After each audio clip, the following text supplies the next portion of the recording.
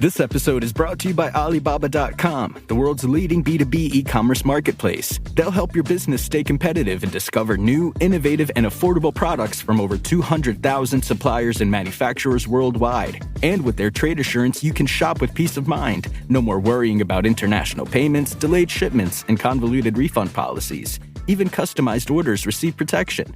The world of business is waiting for you. Visit Alibaba.com.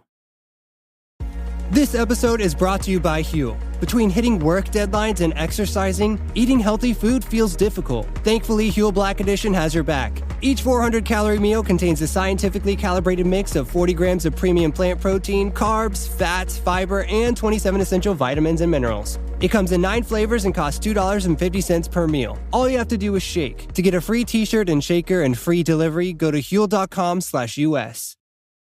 This is Optimal Finance Daily, episode 2339.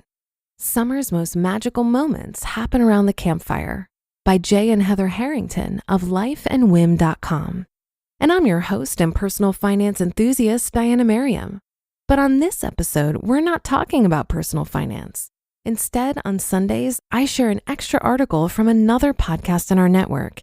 Today's coming from our main podcast that covers all things personal development, Optimal Living Daily. You can find that show wherever you're listening to this. And please do follow or subscribe to the show to get new episodes every day. So with that, here's Justin with the post and commentary as we optimize your life. Summer's most magical moments happen around the campfire by Jay and Heather Harrington of lifeandwhim.com. Heather and I took the kids camping this past weekend. We didn't travel far, just over to a campground on the eastern edge of Sleeping Bear Dunes outside of Empire. We're starting to develop rhythms and rituals on our family camping trips.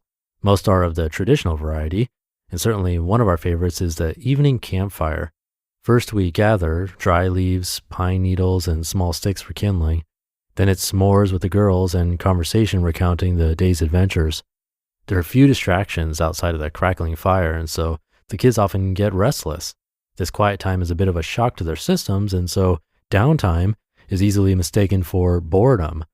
But soon they begin to explore the edges of our campsite, gathering rocks, finding bugs, and inventing games in which they are daring explorers probing new territory. We've learned to give it time for them to get bored with their boredom. Eventually the campfire becomes a precursor to creativity. Once the girls go to bed, Heather and I settle in around the fire in camp chairs with plenty of beer in the cooler and good summer music softly playing in the background. Saturday was the perfect night for a fire. Our wood was dry, there was little wind. The campground has a canopy of tall trees, but there was a clearing above our site that allowed us to look up at the stars on what was a brilliantly clear night. The fire burned warm in the cool air as we poked at glowing embers with sticks. We gazed both at the stars above and the dancing flames at our feet, and we talked. There's a reason we still tell stories around campfires. For thousands of years, humans have gathered around the communal fire and told stories about legends, dreams, and adventures. It's no different today, as many of the most intimate conversations take place over candlelit dinners, in front of cozy living room fireplaces, and around the warmth of outdoor fire rings. It's as if the whiff of smoke and flicker of flame bring out a primal instinct to connect and share. Perhaps that's why summer campfire memories of time spent with friends and family are so vivid and lasting. The draw of the campfire is baked into our DNA. The space around a campfire is like the starry sky above, infinite and full of possibility. It's a place for white space and wonder, free from the constraints of everyday life. It's where Heather and I like to think big. And even if those dreams seem less attainable the next morning in the harsh light of day, they still smolder long after the night's end. Even the ashes of a long extinguished fire can be stoked back to life with a bit of effort. Perhaps I'm taking this too far. After all, many would argue that a campfire is just a utilitarian pile of flaming sticks meant for generating heat and cooking food. But I don't think so. Symbols and traditions are what give meaning to families and cultures. And for many of us, the tradition of the summer campfire is one of the most powerful. Even former Disney CEO Michael Eisner has reflected on the campfire's importance in making him who he is. Quote, "Simply consider the lessons I was taught by the campfire. Every time the rich reward was the same as we simply sat and enjoyed our consuming creation. And there was one aspect in particular that never failed to intrigue me, and that was the process of seeing the single small flame of the match spread to the kindling, and then the twigs, and then the smaller branches, and finally the larger logs. It didn't dawn on me until years later, but this was the perfect metaphor for the creative process. Years later, I found myself running a network television division, and then a movie studio, and now an entire entertainment company. But much of the success I've achieved can be traced to the direct and metaphorical lessons I learned in building those campfires, end quote. The point is that summer, especially here in northern Michigan, goes fast, too fast. It's a paradox, a time to slow down, but also a time to pack in as much as possible. Summer is a time to make memories, the most enduring of which are born from rich experiences. And the summer campfire is a place to both relive memories and create new ones. It's where ideas take shape. As Eisner explained, it's where sparks of creativity become raging infernos of lifelong purpose. Purpose is a very personal thing. It means something different to everyone. But when it comes to discovering purpose, we all have one thing in common. We most often find it in quiet moments of reflection. We've been writing a lot about adventure this summer, and we often equate adventure with robust physical activity.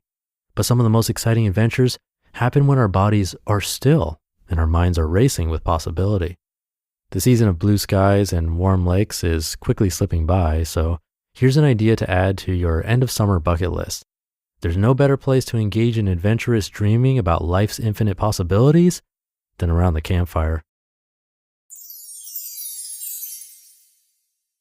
You just listened to the post titled, Summer's Most Magical Moments Happen Around the Campfire by J. and Heather Harrington of lifeandwhim.com. This episode is brought to you by Alibaba.com, the world's leading B2B e-commerce marketplace. They'll help your business stay competitive and discover new, innovative, and affordable products from over 200,000 suppliers and manufacturers worldwide. And with their trade assurance, you can shop with peace of mind. No more worrying about international payments, delayed shipments, and convoluted refund policies. Even customized orders receive protection. The world of business is waiting for you. Visit Alibaba.com. This episode is brought to you by Huel. Between hitting work deadlines and exercising, eating healthy food feels difficult. Thankfully, Huel Black Edition has your back. Each 400-calorie meal contains a scientifically calibrated mix of 40 grams of premium plant protein, carbs, fats, fiber, and 27 essential vitamins and minerals. It comes in 9 flavors and costs $2.50 per meal. All you have to do is shake. To get a free t-shirt and shaker and free delivery, go to Huel.com/US. Thank you to Jay and Heather. I know I've mentioned this before, but it's so true what he said about being bored at first, but then exploring, gathering bugs, making up games. That's exactly how it is for adults too. It reminds me of what's called lifestyle creep. The more we make, the more we spend usually. But on top of that, the more we get, and the more we grow accustomed to that. It becomes normal and our whole bar goes higher for what we think we need, which is why the richest people in the world will tell you that money is not the source of happiness. It is to a certain extent up to the point where most people would call enough, but after that, it just isn't going to change your day-to-day happiness. And that's what happiness studies actually show. So having a goal of being a millionaire or things like that, you do you, but it's probably not actually the money you're looking for. So something to think about today, but that should do it. Hope you're having a great day, and I'll be back tomorrow for the Wednesday show, where your optimal life awaits.